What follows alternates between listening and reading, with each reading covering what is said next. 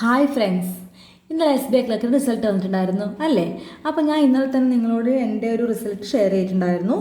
അപ്പോൾ എന്നോട് ഒത്തിരി പേര് പേഴ്സണലി മെസ്സേജ് അയച്ച് ചോദിച്ചു, എന്താണ് എൻ്റെ സ്ട്രാറ്റജി, ഞാൻ എങ്ങനെയാണ് കറണ്ട് അഫയേഴ്സ് പ്രിപ്പയർ ചെയ്യുന്നത്, എത്ര അവേഴ്സാണ് ഞാൻ പഠിക്കുന്നത്, ഇങ്ങനെ കുറച്ച് കാര്യങ്ങൾ എന്നോട് ചോദിച്ചിട്ടുണ്ടായിരുന്നു.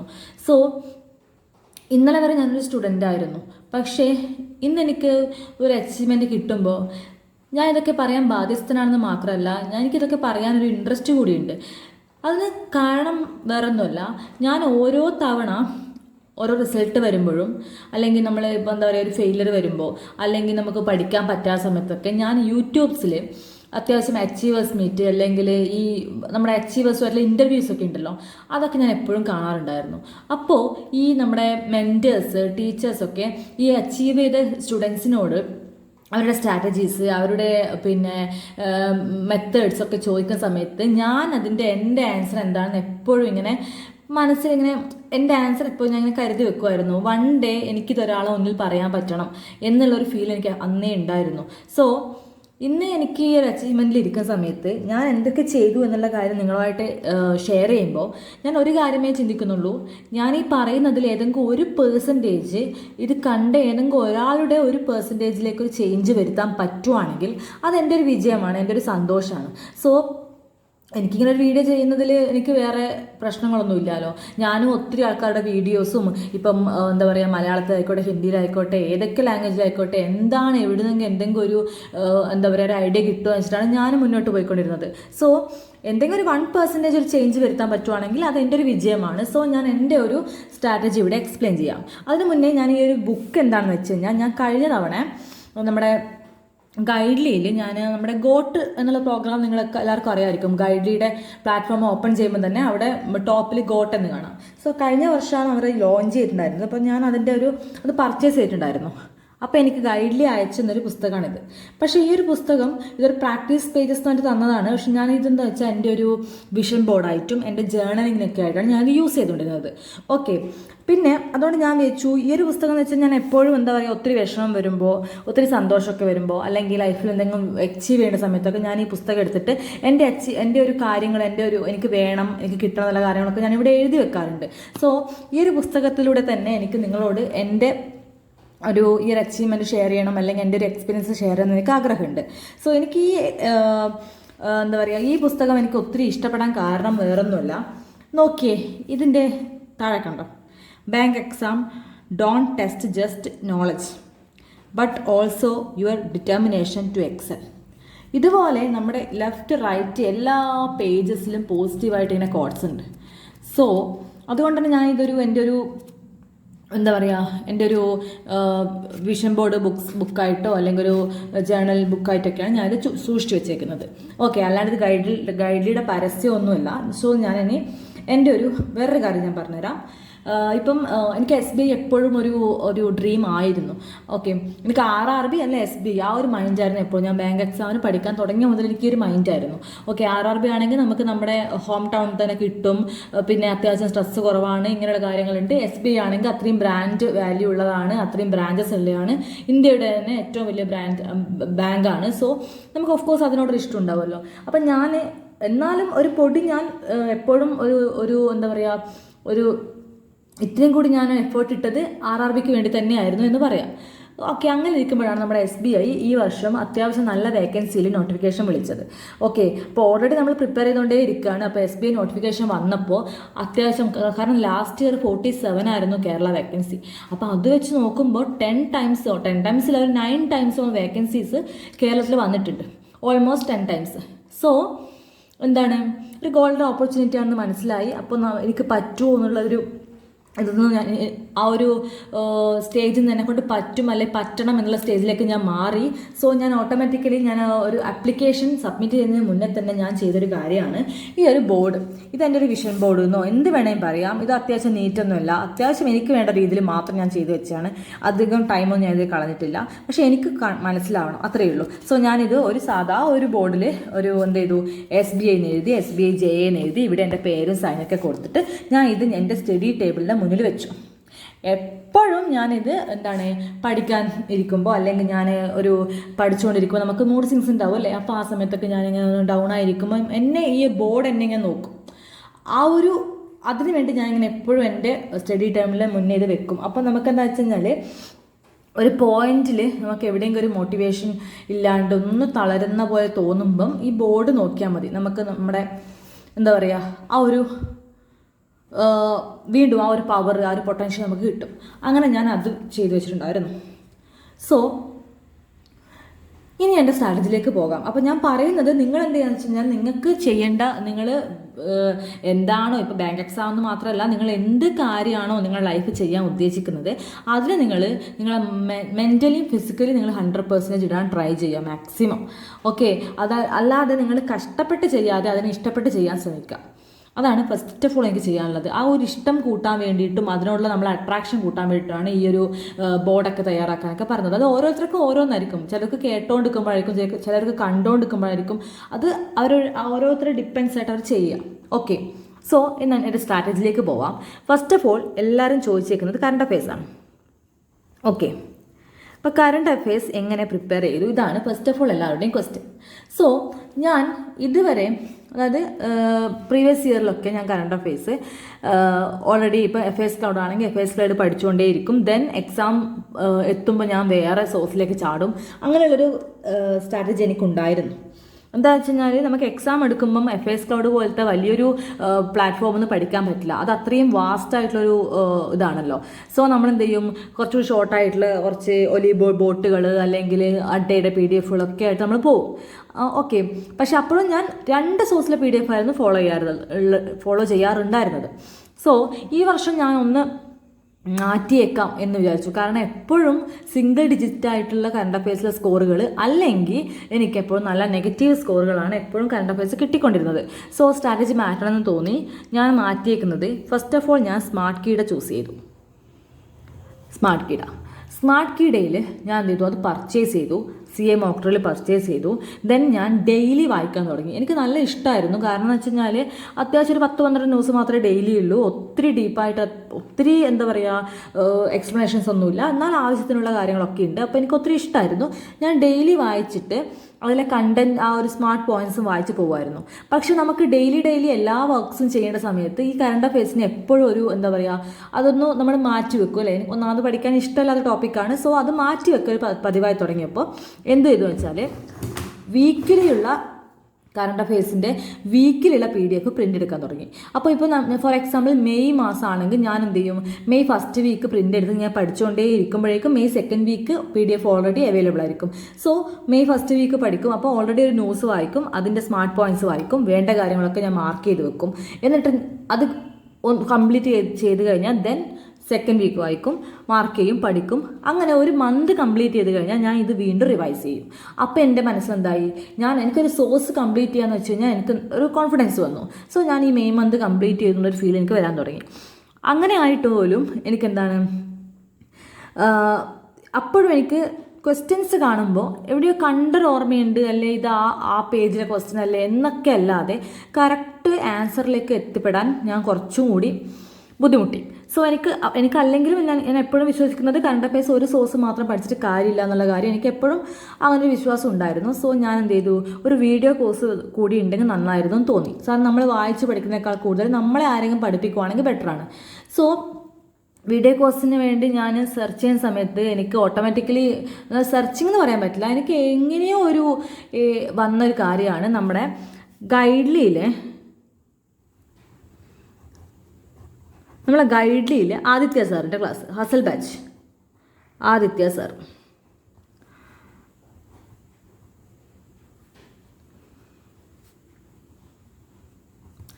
സോ ഗൈഡ്ലിയിലെ ആദിത്യ സാറിൻ്റെ ക്ലാസ് ഞാൻ ഹസൽ ബാച്ച് വാങ്ങുമ്പോഴൊന്നും എനിക്ക് അത്ര എന്ന് വെച്ചാൽ ഞാൻ വല്ലപ്പോഴും TNS ഒക്കെ കണ്ടിട്ടുണ്ട് യൂട്യൂബിൽ, അത്രയൊക്കെ ഉണ്ടായിരുന്നുള്ളൂ. എനിക്ക് അത്ര വലിയ എക്സ്പെക്ടേഷൻസ് ഒന്നും ഉണ്ടായിരുന്നില്ല. പക്ഷേ വാങ്ങിച്ച് ഞാനത് പഠിക്കാൻ തുടങ്ങിയപ്പോൾ എനിക്ക് മനസ്സിലായി ഇത് തന്നെയാണ് എൻ്റെ സോഴ്സ് എന്ന്. കാരണം ബേസിക് ആയിട്ടുള്ള നല്ല സിമ്പിൾ ഇംഗ്ലീഷ് ലാംഗ്വേജിലാണ് സാർ ക്ലാസ് എടുക്കുന്നത്. അപ്പോൾ നമുക്കറിയാം അത്യാവശ്യം നല്ല ക്വാളിറ്റിയുള്ള ക്ലാസ്സൊക്കെ നമുക്ക് ഹിന്ദിയിലാണ് അവൈലബിൾ ആയിട്ടുള്ളത് അല്ലേ. നോർത്തുകാരുടെ ക്ലാസ്സാണ് നമ്മളെല്ലാവരും എല്ലാ സബ്ജക്റ്റിനും കാണാറുള്ളത് ഓൾമോസ്റ്റ്. സോ ഞാനും പല സബ്ജക്ട്സിനും നോർത്തിലുള്ള ക്ലാസ്സുകൾ കാണാറുണ്ട്. എന്നിരുന്നാൽ കൂടി ഈ ഇംഗ്ലീഷും കറണ്ട് അഫയേഴ്സും വരുന്ന കേസിൽ എനിക്ക് അത് ഹിന്ദിയിൽ പഠിപ്പിക്കുന്ന അത്ര ഇഷ്ടമല്ല. കാരണം നമുക്ക് മനസ്സിലാവുമെങ്കിലും നമുക്ക് എന്താണ്, ഒന്നാമത് എനിക്കിഷ്ടമുള്ള 2 ടോപ്പിക്സാണ്. പിന്നെ അത് നമ്മളെ ലാംഗ്വേജിലല്ല ഇംഗ്ലീഷിൽ കേൾക്കുക എന്നല്ലാതെ ഹിന്ദിയിൽ കേട്ട് പഠിക്കുമ്പോൾ എനിക്ക് അത്ര എഫക്റ്റീവായി തോന്നാറില്ല. സോ ഈ ആദിത്യ സാറ് പക്കാ നല്ല സിമ്പിൾ ഇംഗ്ലീഷിലാണ് ക്ലാസ് എടുക്കുന്നത്. മാത്രമല്ല ടോപ്പിക് വൈസ് ആയിട്ട് മന്ത്ലി ടോപ്പിക് വൈസ് കവർ ചെയ്യുന്നുണ്ട്. സാറ് മെയിനായിട്ട് എക്സാം പോയിന്റ് ഓഫ് വ്യൂലാണ് ക്ലാസ് എടുക്കുന്നത്. ഓരോ ന്യൂസ് പറഞ്ഞ് അതിൽ വരാൻ പോകുന്ന ക്വസ്റ്റ്യൻസ് പറഞ്ഞ് അതിൻ്റെ MCQs ചെയ്ത് ദെൻ നെക്സ്റ്റ് ന്യൂസ് പറഞ്ഞ് അങ്ങനെ ന്യൂസ് കവർ ചെയ്ത് പോയിട്ട് last complete section wise MCQs എടുക്കുന്നുണ്ട്. അപ്പോൾ നമ്മൾ ഒരു ന്യൂസ് തന്നെ മൾട്ടിപ്പിൾ ടൈംസായി കേട്ടുകൊണ്ടേയിരിക്കുകയാണ്. ദെൻ ഇതിൻ്റെ റെക്കോർഡിംഗ് അവൈലബിൾ ആണ്, ഇതിൻ്റെ PDF അവൈലബിൾ ആണ്. സോ നമ്മൾ ഒരു ന്യൂസ് തന്നെ കണ്ടിന്യൂസ് ആയി കേട്ടുകൊണ്ടേയിരിക്കുമ്പോൾ ഓട്ടോമാറ്റിക്കലി നമുക്ക് സ്റ്റോർ ആയിട്ട് വരും. ഓക്കെ, സോ എനിക്ക് അത്രയും ഒരു ഓക്കെ ആയ ഒരു സോഴ്സ് ആയിരുന്നു അത്. സോ ഞാൻ എന്താ ചെയ്യുന്നത് വെച്ച് കഴിഞ്ഞാൽ സാറിൻ്റെ ക്ലാസ്സസ് കണ്ട് ഡേ ടൈമിൽ കണ്ട് പഠിച്ചിട്ട് ഞാൻ ഓൾറെഡി ഒരു തവണ പഠിച്ചത് അല്ലെങ്കിൽ 1-2 തവണ പഠിച്ചത് റിവിഷൻ പർപ്പസിന് വെച്ചേക്കുന്ന വീഡിയോസ് ഉണ്ടാവുമല്ലോ, അത്തരം വീഡിയോസ് ഞാൻ ഉറങ്ങാൻ കിടക്കുമ്പോൾ ജസ്റ്റ് ഓണാക്കിയിടും. സോ നമുക്ക് ചില ദിവസങ്ങളിൽ ഉറക്കം വരില്ല, ചില ദിവസങ്ങൾ നമ്മൾ കിടന്നിട്ട് ഓവർ തിങ്ക് ചെയ്യും. ഇങ്ങനെയുള്ള സമയങ്ങളിൽ എന്ത് ചെയ്യും, ഈ കറണ്ട് അഫയേഴ്സ് ഞാൻ വെച്ച് കഴിഞ്ഞാൽ നമ്മൾ ഓൾറെഡി പഠിച്ചതുമാണ്. സോ നമുക്കിതിന് ജസ്റ്റ് കേട്ടാൽ മതി, നമ്മുടെ തലയിൽ ഓൾറെഡി അങ്ങ് സ്റ്റോർ ചെയ്ത് പോയിക്കോളും. സോ അതായിരുന്നു എൻ്റെ ഒരു മെത്തേഡ് കറണ്ട് അഫയേഴ്സ് പഠിക്കാൻ വേണ്ടിയിട്ട്. ദെൻ ഓഫ് കോഴ്സ് ഞാൻ ശീതൽ മാമിൻ്റെ, അതായത് എക്സാമൊക്കെ അടുത്ത് വരുമ്പോൾ ശീതൽ മാമിൻ്റെ MCQs ഞാൻ ഫോളോ ചെയ്യാറുണ്ട്. ഓക്കെ, ദെൻ നമ്മുടെ ഈ സാറ്, നമ്മുടെ അഭിജിത്ത് സാറിൻ്റെ വീഡിയോസും ഞാൻ കാണാറുണ്ട്. അതായത് റിവിഷൻ പർപ്പസ് പോലെ. അപ്പോൾ ഇത് രണ്ടുമാണ് എൻ്റെ മെയിൻ സോഴ്സ്. ഇത് രണ്ടും റിവിഷൻ പർപ്പസായിട്ട് ഞാൻ യൂസ് ചെയ്യുന്നതാണ്. ഇങ്ങനെയാണ് ഞാൻ കറണ്ട് അഫയേഴ്സ് പഠിക്കാറ്. ഞാൻ വീക്കിലി പ്രിൻ്റ് എടുത്തിട്ടാണ് പഠിക്കാറ്. അപ്പോൾ ഏതെങ്കിലും മന്ത് ഒന്ന് ബാക്കായി പോയിട്ടുണ്ടെങ്കിൽ ഞാൻ മന്ത്ലി പ്രിൻ്റ് എടുത്തിട്ട് ഒന്ന് പാച്ചപ്പ് ചെയ്ത് പഠിച്ചു പോകും. പിന്നെ ഗൈഡ്ലി ആദിത്യ സാറിൻ്റെ കംപ്ലീറ്റ് വീഡിയോസ് കോഴ്സ് കണ്ട് റിപ്പീറ്റ് നോട്ട്സും തയ്യാറാക്കാറില്ല. സാറിൻ്റെ വീഡിയോസ് തന്നെ റിപ്പീറ്റ് ചെയ്ത് കേൾക്കും, അതിൻ്റെ PDFs വായിക്കും. ഇതായിരുന്നു പരിപാടി. ഓക്കെ, സോ എനിക്ക് പറയാനുള്ള മെയിനായിട്ടുള്ള കാര്യം, നിങ്ങൾ 2 സോഴ്സ് മിനിമം യൂസ് ചെയ്യണം. നിങ്ങൾ എന്താണോ പഠിച്ചത് അത് റിവൈസ് ചെയ്ത് നിങ്ങൾ എന്ത് ചെയ്യണം, നിങ്ങൾ പഠിച്ച കാര്യങ്ങളിൽ സ്ട്രോങ് ആയിരിക്കണം. ഒരു ക്വസ്റ്റ്യൻ ചോദിച്ചു കഴിഞ്ഞാൽ അയ്യോ ഗുജറാത്താണോ രാജസ്ഥാനാണോ ആ ഒരു കൺഫ്യൂഷൻ ഇല്ലാതെ നിങ്ങൾ പഠിച്ച കാര്യത്തിൽ സ്ട്രോങ് ആയിരിക്കണം. അത് എത്ര ന്യൂസോ പഠിച്ചോട്ടെ അത് സ്ട്രോങ് ആയിരിക്കണം. അങ്ങനെ നിങ്ങൾ കുറച്ച് കാര്യങ്ങൾ സ്ട്രോങ് ആക്കി വെച്ച് കഴിഞ്ഞാൽ തന്നെ നിങ്ങളുള്ളൊരു കോൺഫിഡൻസ് വരും. ഓക്കെ, ആ കറണ്ട് അഫയേഴ്സിൽ വരുന്ന ഒരു കോൺഫിഡൻസ് നിങ്ങളെ എൻറ്റയർ എക്സാമിനെ ബാധിക്കുന്നുണ്ട്. ഓക്കെ, ഞാൻ മുന്നേ ഒക്കെ മെയിൻസ് എഴുതാൻ പോകുന്ന സമയത്ത് അയ്യോ കറണ്ട് അഫയേഴ്സ് ഇതൊരു ടെൻഷനായിരുന്നു. പക്ഷേ എനിക്ക് SBI എഴുതാൻ പോകുന്ന സമയത്ത്, അല്ല SBI അല്ലെങ്കിൽ അത് തൊട്ട് മുന്നേ IBPS ക്ലർക്ക് എഴുതാൻ പോകുന്ന സമയത്ത് പോലും എനിക്ക് അങ്ങനെ ഒരു ഫീൽ ഉണ്ടായിരുന്നില്ല. കാരണം ഞാൻ ഇപ്പോൾ ക്വസ്റ്റ്യൻ എങ്ങനെ വേണം വന്നോട്ടെ, ഞാൻ കവർ ചെയ്തിട്ടുണ്ട്, എന്നെക്കൊണ്ട് പറ്റുന്ന ഇതിൽ ഞാൻ പഠിച്ചിട്ടുണ്ട് എന്നുള്ള ഒരു മെൻറ്റാലിറ്റി എനിക്കുണ്ടായിരുന്നു. ഓക്കെ, പഠിച്ച ക്വസ്റ്റ്യൻസ് തന്നെ വരണം അങ്ങനെയൊക്കെയുള്ള മെൻറ്റാലിറ്റി ഉണ്ടെങ്കിലും ഞാൻ പറയുന്നത് ഞാൻ എന്നെക്കൊണ്ട് വരുന്നത് ചെയ്തിട്ടുണ്ടെന്നുള്ളൊരു ഫീൽ എനിക്കുണ്ടായിരുന്നു അത്യാവശ്യം 2 സോഴ്സ് കവർ ചെയ്തപ്പോൾ. ഫസ്റ്റ് ഓഫ് ഓൾ ഇതാണ് എനിക്ക് പറയാനുള്ളത്. ദെൻ റീസണിങ് നമുക്കറിയാം അല്ലേ, എല്ലാ സ്റ്റുഡൻസിനും സ്കോർ ചെയ്യുന്ന ഒരു ഏരിയയാണ് റീസണിങ്ങിൻ്റെ കാര്യത്തിൽ ഞാൻ പറയുന്നത് പുനീത് സാറിൻ്റെ ക്ലാസ് ഉണ്ടല്ലോ, നിങ്ങൾക്ക് എല്ലാവർക്കും അറിയാമായിരിക്കും പുനീത് സാറ്. പിന്നെ ഗൈഡ്ലി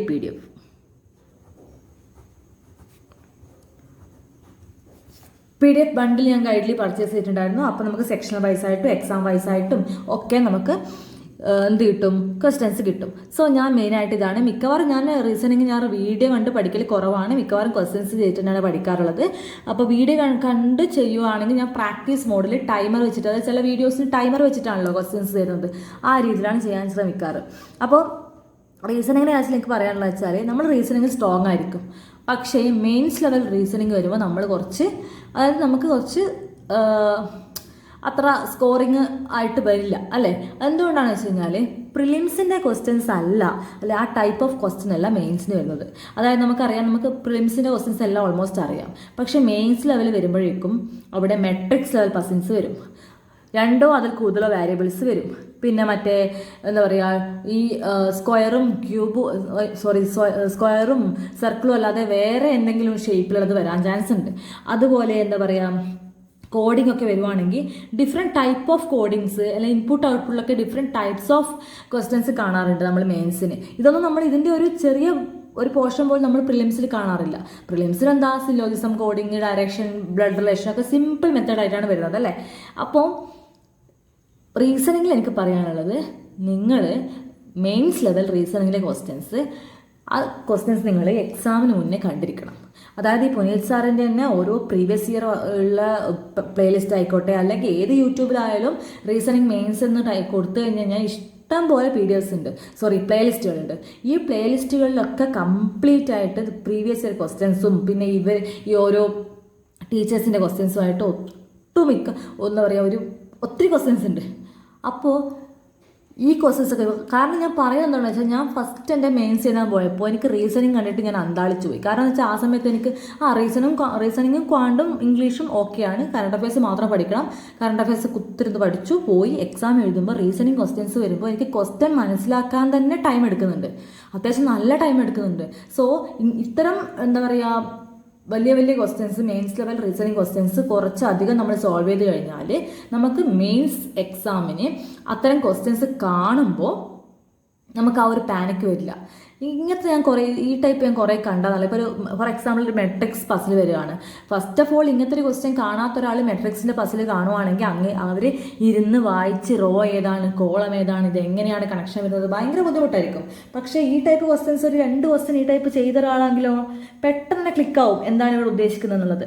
അതാണ് ഞാൻ പറഞ്ഞു വരുന്നത്. അപ്പോൾ റീസണിങ്ങിൽ അതാണ് മെയിനായിട്ട് ചെയ്യേണ്ടത്. ക്വസ്റ്റ്യൻസ് പ്രാക്ടീസ് ചെയ്യുക. ഓൾമോസ്റ്റ് വരാൻ ചാൻസ് ഉള്ള ക്വസ്റ്റ്യൻസൊക്കെ നിങ്ങൾ എന്ത് ചെയ്യുക, ഒന്ന് അറിഞ്ഞു പോവുക. ഓക്കെ, ദെൻ ക്യു എ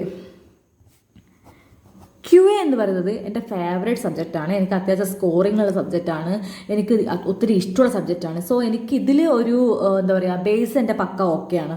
ഞാൻ ബാങ്ക് എക്സാമിന് വരുമ്പോൾ തന്നെ ബാങ്ക് എക്സാമിന് ഇറങ്ങി തിരിക്കുമ്പോൾ തന്നെ ഞാൻ ക്യു എയുടെ ബേസ് അവിടെ സെറ്റാക്കി വെച്ചിട്ടുണ്ട്. സോ എനിക്ക് അതിൻ്റെ മുകളിൽ പിന്നെ മെയിൻസ് ലെവലിലേക്ക് അത് ബിൽഡ് ചെയ്തെടുക്കാൻ വലിയ ബുദ്ധിമുട്ടുണ്ടായിരുന്നില്ല. സോ ഞാൻ എന്ത് ചെയ്യുന്നത് വെച്ച് കഴിഞ്ഞാൽ കോൺസെപ്റ്റായിട്ട് പഠിക്കാറില്ല. നമ്മുടെ ആശിഷ് അറോറ,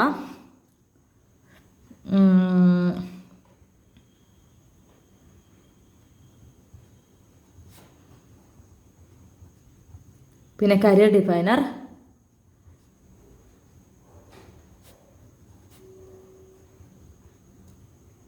ഇത്തരം ആൾക്കാരുടെ വീഡിയോസ് കാണാറുണ്ട്. പിന്നെ ഞാൻ ഗൈഡ്ലി PDFs ചെയ്യാറുണ്ട്.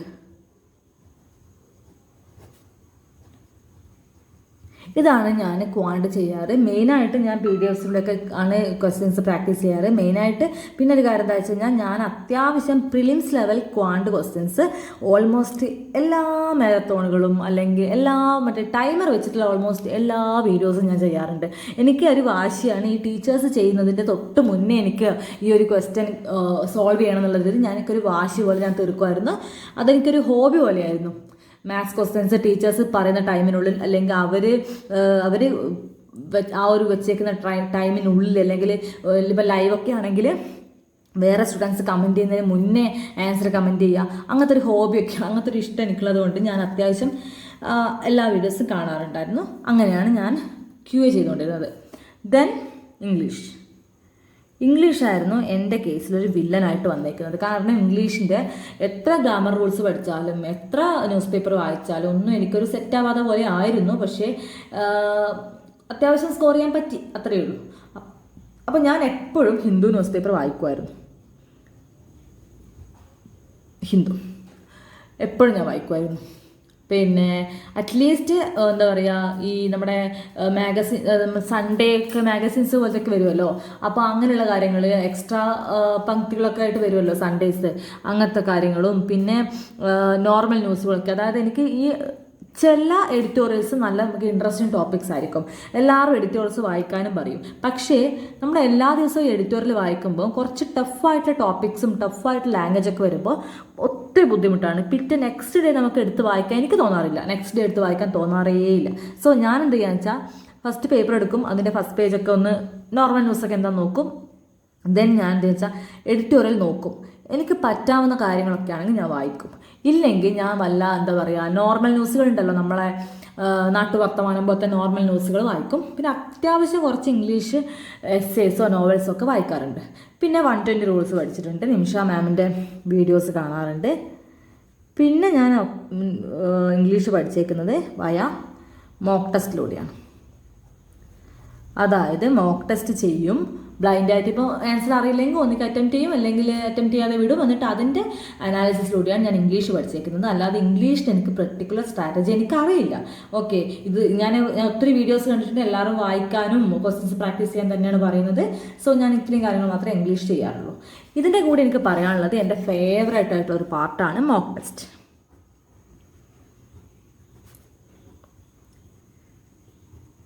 മോക്ക് ടെസ്റ്റ് അതായത് എനിക്ക് ഏറ്റവും കൂടുതൽ ഇൻട്രസ്റ്റിംഗ് ആയിട്ടുള്ളൊരു കാര്യമാണ് മോക്ക് ടെസ്റ്റ് എന്ന് പറയുന്നത്. ഓക്കെ, അതായത് എനിക്കൊരു വൺ ഡേ ഇന്ന് എനിക്ക് പഠിക്കാൻ പറ്റുന്നില്ല, ഇന്ന് എനിക്ക് മൂഡില്ല എന്നുണ്ടെങ്കിൽ ഞാനൊരു മോക്ക് ടെസ്റ്റ് ചെയ്യും. ഒരു മോക്ക് ടെസ്റ്റ് ചെയ്ത് കഴിഞ്ഞാൽ ഞാൻ ചെയ്തു, എന്തോ ഒരു സംഭവം ഞാൻ അങ്ങ് കവർ ചെയ്തു എന്നൊക്കെയൊരു ഫീൽ നമുക്ക് വരും. അതായത് ഇന്നൊന്നും പഠിച്ചിട്ടില്ല എന്നുള്ള ഫീൽ മാറിയിട്ട് ഞാൻ എന്തോ ഇന്ന് ചെയ്തു എന്നൊരു ഫീൽ എനിക്ക് കിട്ടും. അതുകൊണ്ട് ഞാൻ മോക്ക് ടെസ്റ്റ് ചെയ്യും. പിന്നെ വല്ല ഹെൽത്ത് ഇഷ്യൂസോ അല്ലെങ്കിൽ എന്താ പറയുക എന്തെങ്കിലും ബിസി ഡേയ്സൊക്കെ ആയിക്കോട്ടെ, അങ്ങനെയുള്ള ദിവസങ്ങളൊക്കെ ഞാൻ മോക്ക് ടെസ്റ്റ് ചെയ്യും. എനിക്ക് മോക്ക് ടെസ്റ്റ് പറഞ്ഞാൽ എൻ്റെ ഫ്രീ ടൈം ചെയ്യാൻ പറ്റുന്നൊരു കാര്യമായിട്ടാണ് ഞാനത് മോക്ക് ടെസ്റ്റ്, പ്രത്യേകിച്ച് പ്രിലിംസ് മോക്ക് ടെസ്റ്റ് ആണ്. മെയിൻസും നമുക്ക് ആ ഒരു മെൻറ്റാലിറ്റി ചെയ്യാൻ പറ്റില്ല. പ്രിലിംസ് മോക്ക് ടെസ്റ്റ് അങ്ങനെയാണ് ചെയ്യാറുള്ളത്. അപ്പോൾ മാത്രമല്ല മോക്ക് ടെസ്റ്റ് ചെയ്തിട്ട് അതിൽ കിട്ടാത്ത ക്വസ്റ്റ്യൻസും തെറ്റിപ്പോയ ക്വസ്റ്റ്യൻസും ഞാൻ സൊല്യൂഷൻ നോക്കാതെ വീണ്ടും ചെയ്തു നോക്കും.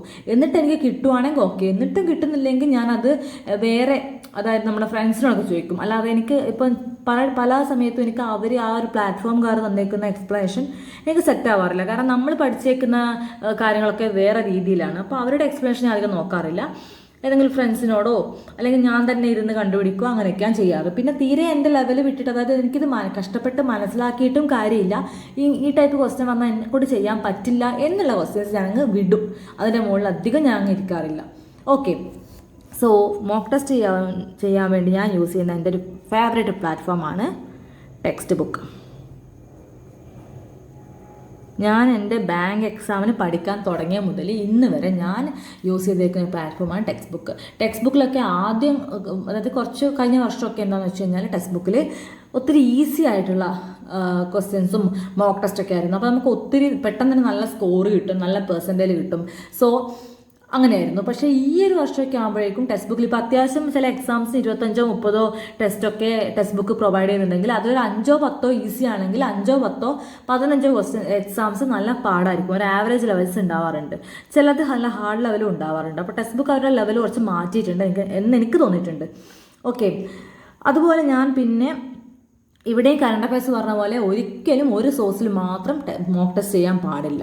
മൾട്ടിപ്പിൾ സോഴ്സ് ചെയ്യുക, അത് ഒത്തിരി അല്ല, 2-3 സോഴ്സിൽ എന്തായാലും ചെയ്യുക. പിന്നെ ഞാൻ യൂസ് ചെയ്തേക്കുന്നതാണ്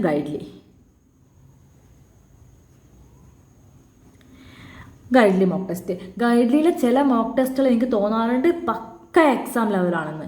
ഈവൻ ടെക്സ്റ്റ് ബുക്കിലും തോന്നാറുണ്ട്. പക്ഷേ ഇപ്പോൾ എനിക്ക് ഒരു റിലേറ്റഡായി തോന്നുന്നത് ഗൈഡ്ലിയിലെ മോക്ക് ടെസ്റ്റും കൂടി എന്താണ് പക്ക എക്സാം ലെവലായിട്ട് തോന്നാറുണ്ട്. ഓക്കെ, പിന്നെ നമുക്ക് വേണമെങ്കിൽ Oliveboard, Smartkeeda, practice mock ഇതൊക്കെ യൂസ് ചെയ്യാം. ഞാൻ പ്രാക്ടീസ് മോക്ക് യൂസ് ചെയ്തിട്ടേ ഇല്ല. അതുപോലെ തന്നെ സ്മാർട്ട് കീഡയിൽ ഞാൻ റെയർലി 1-2 എക്സാംസൊക്കെ ഞാൻ ചെയ്തിട്ടുള്ളൂ. പിന്നെ ഒലീവ് ബോർഡ് യൂസ് ചെയ്യാറുണ്ട്. ഈ 2 മോക്ക് ടെസ്റ്റിൽ, അതായത് നമുക്കിപ്പോൾ RRB ഒക്കെ വരുമ്പം 45 മിനിറ്റ്സേ മോക്ക് ടെസ്റ്റ് ഉള്ളൂ. സോ 25 മോക്ക് ടെസ്റ്റാണ് ടെക്സ്റ്റ് ബുക്ക് നമുക്ക് തരുന്നുണ്ടെങ്കിൽ ആ 25 മോക്ക് ടെസ്റ്റ് ഞാൻ പെട്ടെന്ന് ചെയ്ത് തീർക്കും.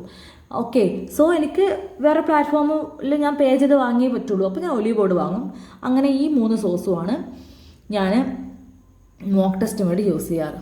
ഓക്കെ, പിന്നെ എനിക്ക് എൻ്റെ ഒരു സ്ട്രാറ്റജി പറയുന്നത്, ഞാൻ ഒരിക്കലും ഒരു മോക്ക് ടെസ്റ്റിനെയും ഞാൻ ഒരു പോസ് ചെയ്യാറില്ല, അല്ലെങ്കിൽ ജസ്റ്റ് ടൈം പാസിന്, അതായത് എനിക്ക് ഇഷ്ടമായതുകൊണ്ട് ഞാൻ ചെയ്യാന്നല്ലാതെ ഒരു ടൈം പാസ് പോലെ വെറുതെ ചെയ്യാറില്ല. അല്ലെ ഡെയിലിയോ ഇന്ന് മോക്ക് ടെസ്റ്റ് ചെയ്തില്ലല്ലോ, ഡെയിലി 1-2 ചെയ്യണമല്ലോ എന്ന് വെച്ച് ഞാൻ ചെയ്യാറില്ല. ഓക്കെ, എനിക്കെന്താ പറയുക, ഞാൻ എപ്പോഴും ഒരു എക്സാം ലെവൽ പോലെ, അതായത് വാതിലൊക്കെ അടച്ച് ഫുൾ സൗണ്ടൊക്കെ ഫ്രീ ആയി മെൻ്റലി ഓക്കെ ആയിട്ടൊക്കെയാണ് മോക്ക് ടെസ്റ്റ് ചെയ്യാറുള്ളത്. ഓക്കെ, പിന്നെ ഞാൻ എപ്പോഴും എക്സാംസ് ഒന്നും നിയറസ്റ്റ് ആയിട്ടില്ലെങ്കിൽ നമുക്ക് ഡെയിലി ഒരു മോക്ക് ടെസ്റ്റ് ചെയ്താൽ മതിന്നൊക്കെ ഞാൻ വിചാരിക്കും. പക്ഷെ ഒരു മോക്ക് ടെസ്റ്റ് ചെയ്തിട്ട് അതിൽ വിചാരിച്ചത്ര സ്കോർ ഇല്ല, അതിൽ എന്തെങ്കിലും ഒരു പ്രശ്നം വന്നു കഴിഞ്ഞാൽ എനിക്ക് ഉടനടി നെക്സ്റ്റ് ഒന്നുകൂടി ചെയ്യണം. എന്നുവെച്ചാൽ എനിക്ക് ഇപ്പോൾ വന്നൊരു പ്രശ്നം നെക്സ്റ്റ് മോക്ക് ടെസ്റ്റിലൂടെ എനിക്ക് അത് സോൾവ് ചെയ്യണം. അങ്ങനെയൊക്കെ ഞാൻ ഡെയിലി ഒരുപാട് നമ്പർ ഓഫ് മോക്ക് ടെസ്റ്റൊക്കെ ചെയ്ത ദിവസങ്ങളുണ്ട്. അപ്പോൾ ഞാൻ അങ്ങനെ ഇരുന്ന് വർക്ക് ചെയ്യുന്ന ഒരാളായിരുന്നു.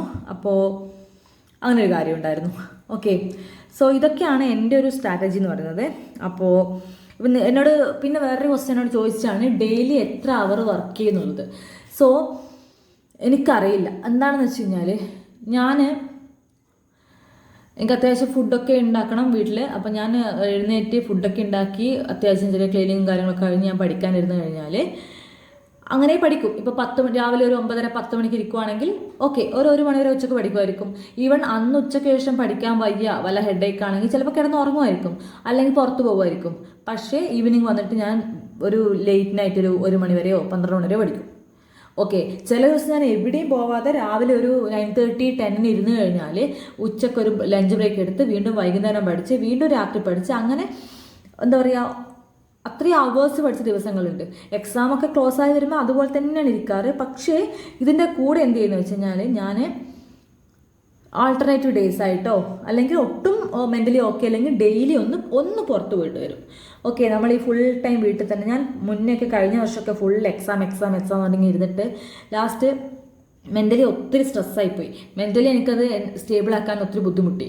സോ ഞാൻ എന്താ ചെയ്യാറെന്ന് വെച്ച് കഴിഞ്ഞാൽ നമ്മുടെ അത്യാവശ്യം കുറച്ച് എനിക്ക് ബാഡ്മിൻ്റൺ ഒത്തിരി ഇഷ്ടമുള്ളതാണ്. പിന്നെ എന്ന് വെച്ചാൽ ചുമ്മാ നടക്കാൻ പോവുക, അല്ലെ ചുമ്മാ ഒരു ഡ്രൈവ് പോയിട്ട് വരിക.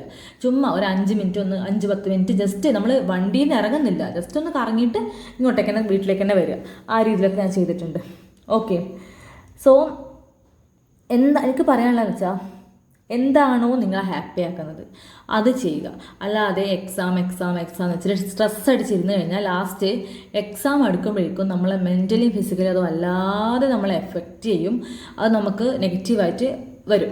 സോ എന്തെന്ന് വെച്ച് കഴിഞ്ഞാൽ നമ്മളൊരു പ്ലാൻ ഉണ്ടാക്കുക, ഇന്ന ഡേ ആണ് എക്സാം, അതിനുവേണ്ടി എന്നെയൊക്കെ ചെയ്യുന്നു എന്നിട്ട് ഇതിലങ്ങ് പഠിച്ചു പോവുക. പിന്നെ നമ്മളിൽ വിശ്വസിക്കുക. കുറച്ച് കാലം എനിക്കത് പ്രശ്നം ഉണ്ടായിരുന്നു, സെൽഫ് ബിലീഫ് ഉണ്ടാവുക എന്നുള്ളത്. പക്ഷെ നമ്മളെ വിശ്വസിക്കാൻ തുടങ്ങി, നമ്മളിലൂടെ എന്താ പറയുക ലോകം കാണാൻ തുടങ്ങുമ്പോൾ മാത്രമേ നമുക്കൊരു അച്ചീവ്മെൻറ്റ് ഉണ്ടാവുകയുള്ളൂ. സോ എന്താ പറയുക, അങ്ങനെ അപ്പം എന്താ പറയുക, നിങ്ങൾ ആരുടെ ഉപദേശം കേൾക്കണ്ട, നിങ്ങൾക്ക് ഇഷ്ടമുള്ള രീതിയിൽ പഠിക്കുക. ഐ മീൻ എന്താ പറയുക, നമ്മളോടൊരു നീതി പുലർത്തുക, നമ്മളെ തന്നെ വിശ്വസിക്കുക.